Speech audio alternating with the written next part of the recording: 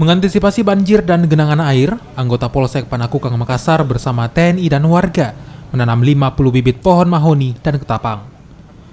Penanaman bibit pohon sepanjang 200 meter dilakukan di pinggir kanal Jalan Abdul Daeng di Makassar.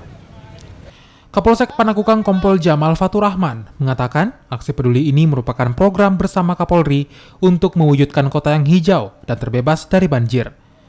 Penanaman pohon ini juga untuk menambah daya serap air.